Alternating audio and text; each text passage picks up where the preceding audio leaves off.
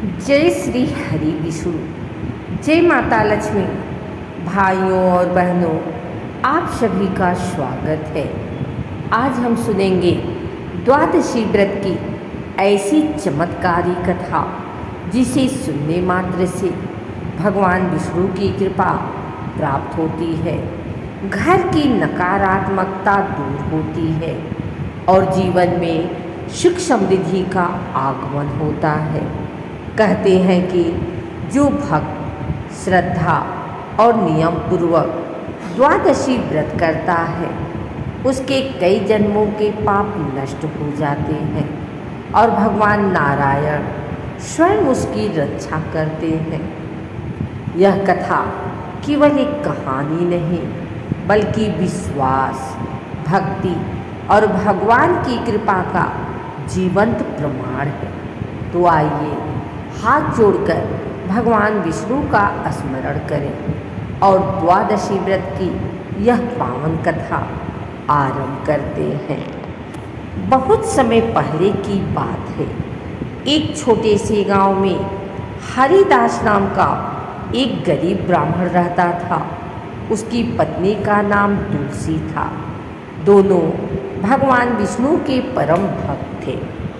उनके पास धन नहीं था, लेकिन मन में भगवान के प्रति अटूट श्रद्धा थी।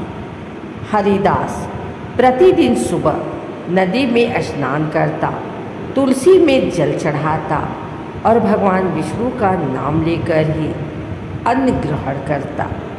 लेकिन समय हमेशा एक जैसा नहीं रहता। धीरे धीरे उनके घर की स्थिति और खराब होने लगी। कई बार 2 समय का भोजन भी नसीब नहीं होता था। गांव वाले उनका मजाक उड़ाते, भक्ति से पेट नहीं भरता।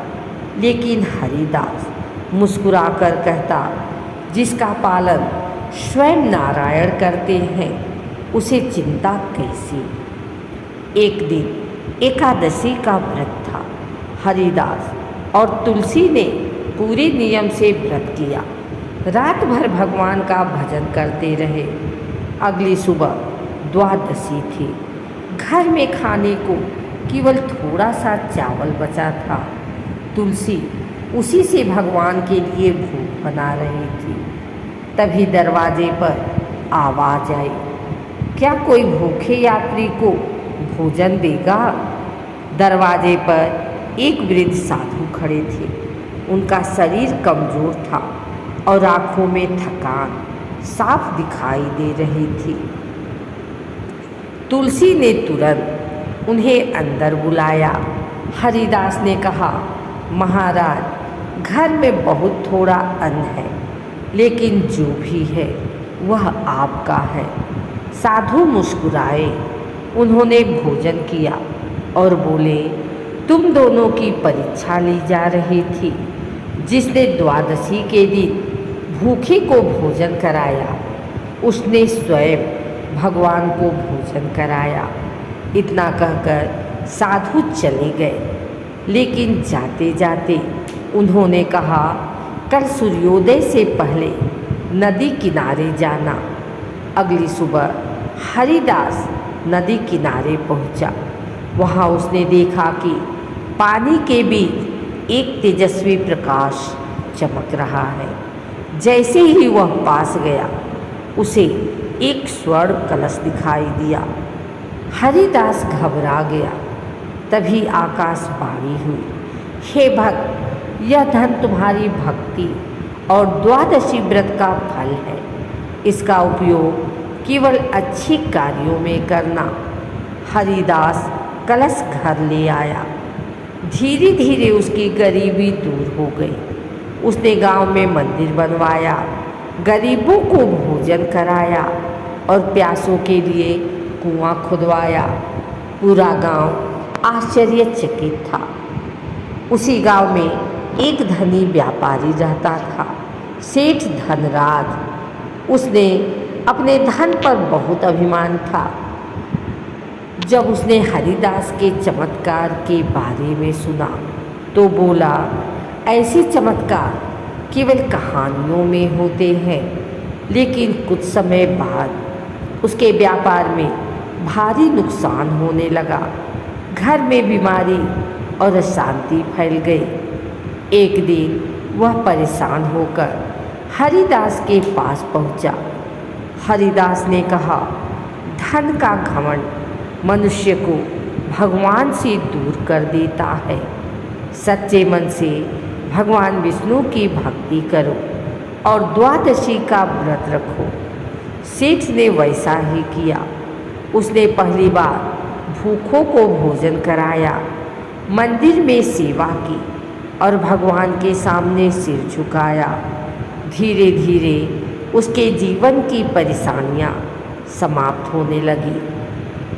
तब उसे समझ आया कि भगवान के सामने धन नहीं, भक्ति का मूल्य होता है। कुछ समय बाद हरिदास और तुलसी ने एक विशेष द्वादशी व्रत रखा। उस रात दोनों मंदिर में भजन कर रहे थे। अचानक मंदिर में तेज प्रकाश फैल गया। घंटियां अपने आप बजने लगी। दोनों ने आंखें खोली तो देखा स्वयं भगवान विष्णु और माता लक्ष्मी उनके सामने खड़े हैं। भगवान विष्णु बोले, हे भक्त, तुमने सच्चे मन से भक्ति, दया और सेवा की है। तुम्हारे घर में सदैव सुख और समृद्धि बनी रहेगी। माता लक्ष्मी ने कहा, जहाँ श्रद्धा और सेवा होती है वहाँ मैं स्वयं निवास करती हूँ। इतना कहकर भगवान अंतर ध्यान हो गए। हरिदास और तुलसी की आँखों में आनंद के आंसू बहने लगे। कहा जाता है कि द्वादशी व्रत करने से भगवान विष्णु की विशेष कृपा प्राप्त होती है। घर की नकारात्मक ऊर्जा समाप्त होती है, पितृदोष शांत होता है, धन और अन्न की कमी दूर होती है, रोग और दुख कम होते हैं, परिवार में सुख शांति बनी रहती है। विशेष रूप से द्वादशी के दिन गरीबों को भोजन कराना और तुलसी पूजा करना अत्यंत शुभ माना जाता है।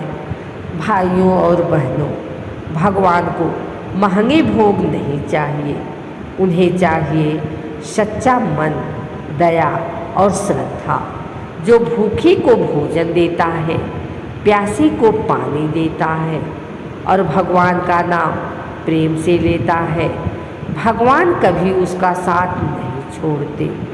जीवन में चाहे कितनी भी कठिनाई आए, विश्वास मत छोड़िए, क्योंकि भगवान देर कर सकते हैं लेकिन भक्त की पुकार अनसुनी नहीं करते। हे प्रभु श्री हरि विष्णु, हे माता लक्ष्मी, जैसे आपने हरिदास और तुलसी के जीवन को सुख और समृद्धि से भर दिया, वैसे ही इस कथा को सुनने वाले सभी भक्तों के जीवन में खुशियाँ भर दीजिए। जिस किसी के घर में दुख, रोग, दरिद्रता या चिंता है, उनके सभी कष्ट दूर करे प्रभु। भक्तों के घर में अन्न, धन, सुख और शांति का सदैव वास रहे। बोलिए श्री हरि विष्णु भगवान की जय, माता लक्ष्मी की जय, तुलसी माता की जय। यदि आपको यह कथा अच्छी लगी हो तो इसे अपने परिवार और मित्रों के साथ अवश्य साझा करें। धर्म की जय हो, अधर्म का नाश हो और संसार में प्रेम एवं सद्भावना बनी रहे। जय श्री हरि विष्णु।